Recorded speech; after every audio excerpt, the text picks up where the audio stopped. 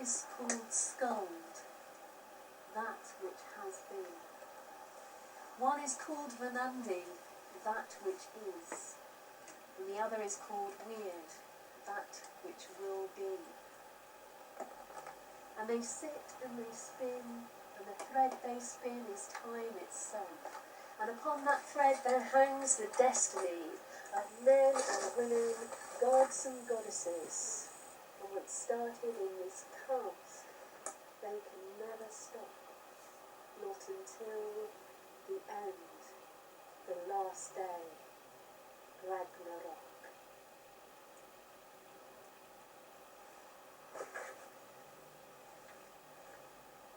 But the time of which I wish to speak is of the golden age of the gods, long, long, long ago.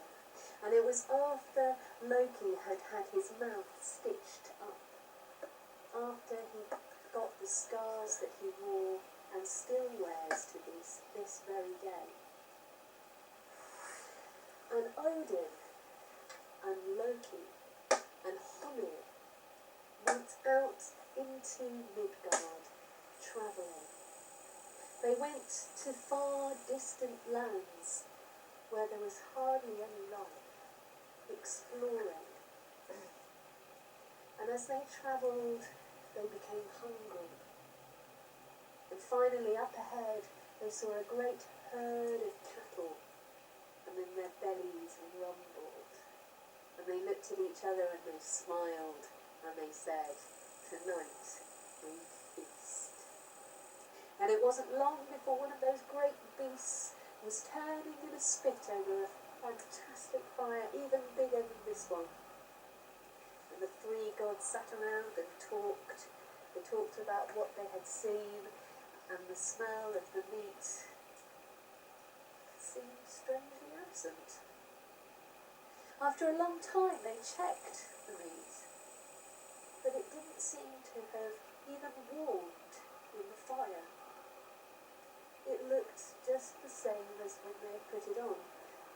They thought they must have been impatient, so they sat and they talked and they talked and they talked. And then Loki said, "I'm hungry. I can't be doing with waiting any longer. I'm going to eat that meat, whatever it's like." But he took one bite and he spat it out, for the meat was raw as raw could be. And the gods were perplexed. And then they heard a voice from up in the tree. And they looked up and there was a great eagle up there. And the eagle looked down and said, "I have spoilt your feast. That fire has no worth because of my magic. If you share the meat with me, then I will make the fire cook it, but otherwise you will go hungry tonight." What could they do? The choice was no meat at all or share with the strange eagle. So they agreed. And soon enough the smell of meat was in the air, and their lips and mouths were salivating, and their bellies were rumbling the louder. And when the meat was done, the eagle swooped down from the tree, and it ate the hindquarters and the front quarters and left them the head. And Loki was not pleased. He picked up his staff and he struck the eagle as hard as he could. But the staff stuck on the bird, and then the bird flapped its great wings and lifted Loki, still holding the staff, up, up, up into the air and flew off with him. And Odin and Honir could only watch, mouths agape. And they saw the bird swoop down low over the trees, and Loki's body, his legs and feet bashing against the branches. It flew out of sight. And Loki, hanging on for dear life, was dragged across mountains and rocks. He was battered and beaten, and that bird was swooping up and swooping down, and his stomach was flipping about, and his legs were torn and bruised and bloody. And finally Loki cried out, "Stop, stop, I beg you, I'll give you anything you want, just let me down. And then the eagle said, there's only one thing I want. Iduna and her apples. The goddess Iduna, beloved amongst the gods and goddesses. She had a great treasure. Her apples were the apples of youth. And without them, the Azir, the gods and goddesses, would wither and age. Loki protested, I cannot give you that. Ask me another thing.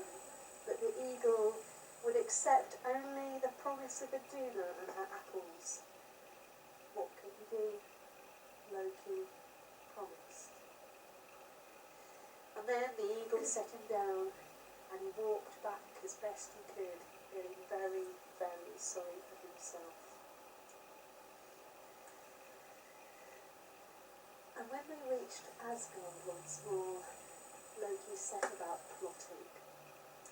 For he prided himself on his wit and his cunning, and if anybody could steal Iduna and her apples away, it was he. He sent a message to the eagle, who he now knew to be a giant in disguise.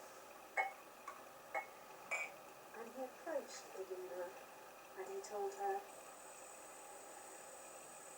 your apples are the very like of some apples I have seen growing on a tree the far, far side of Asgard, deep in the woods. They are the very, very like. Perhaps they have the same amazing properties. And Iduna, she shook her head and she laughed and she said, no, my apples are the only apples.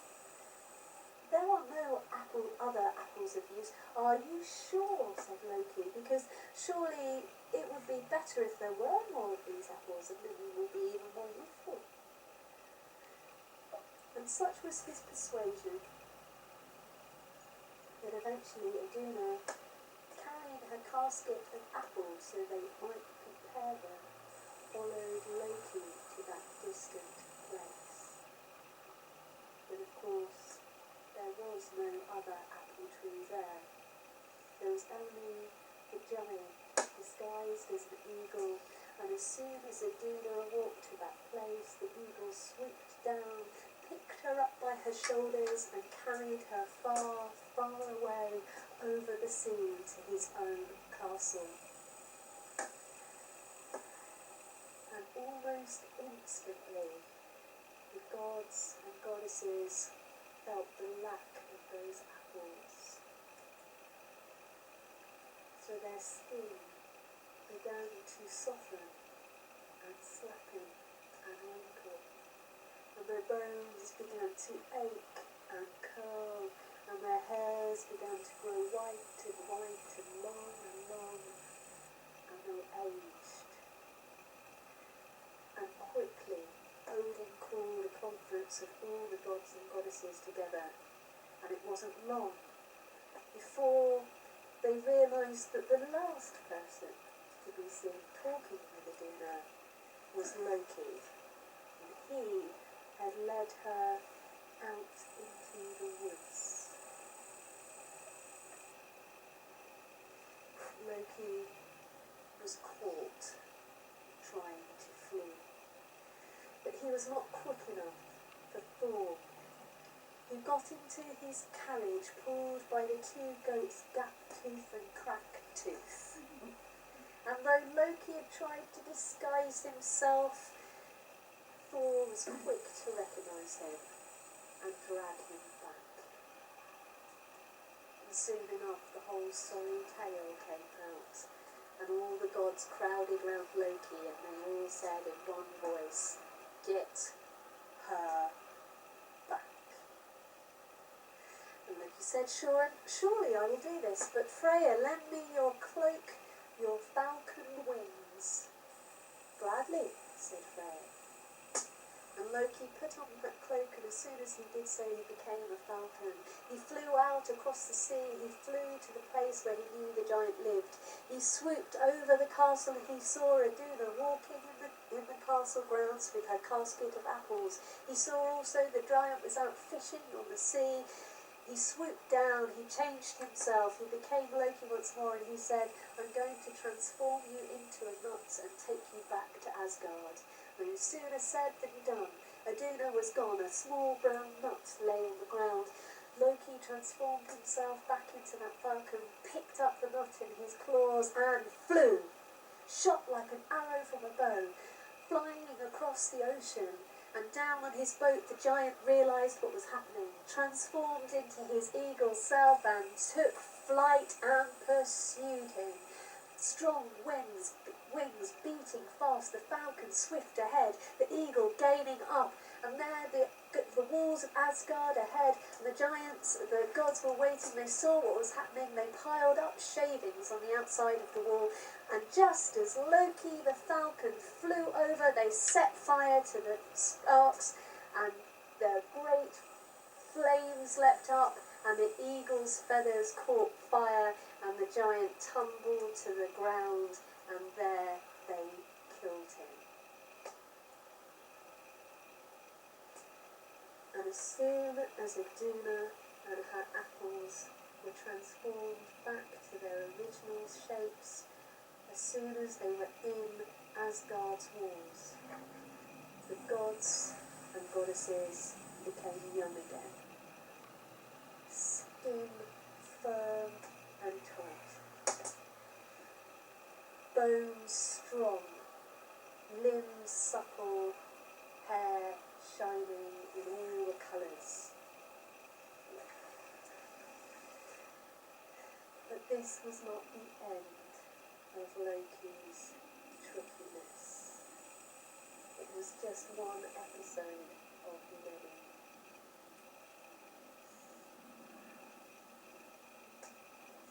It's like a bit like interest, isn't it? It is a bit, isn't it? Yeah.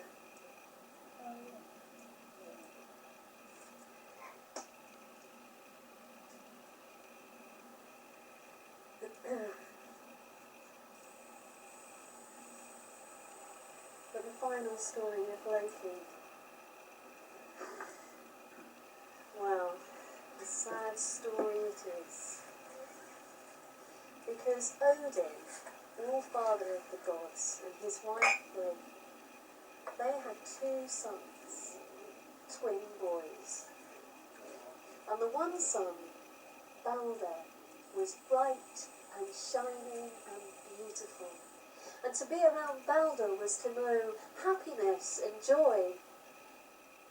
Balder became known as the god of sunshine and all good things, and everybody loved him.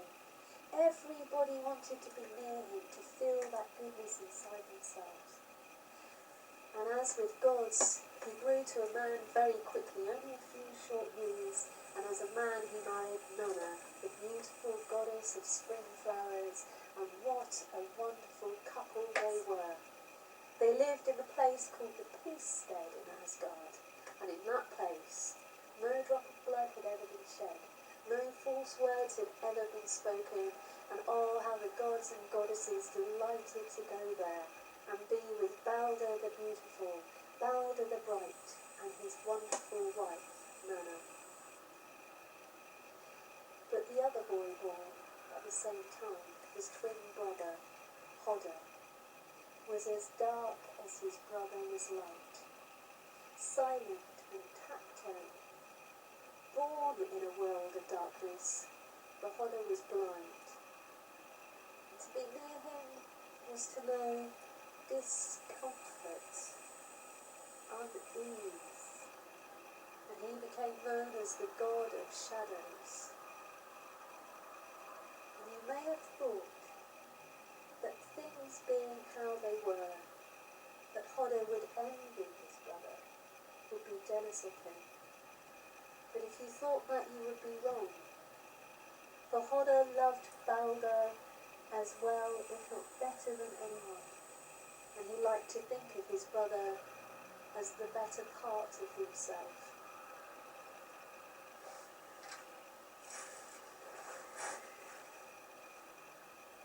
Balder was born with the runes that Odin had won high by hanging himself from the world tree for 9 days and 9 nights, by going to the well Mimir, the well of wisdom, and giving his own eye. And for that he got the secrets of the rune and much magic and wisdom and power. And Balder his son, Balder the Bright, Brown and the Beautiful, was born with these runes carved on his tongue in gold. And with that came the gift of true dreams, for whatever Balder dreamed came to happen. And Balder's dreams were always bright and always beautiful, and everyone was pleased. Until the day came when Balder had a bad dream. He dreamt that he was suffocating. He dreamt he couldn't breathe. He dreamt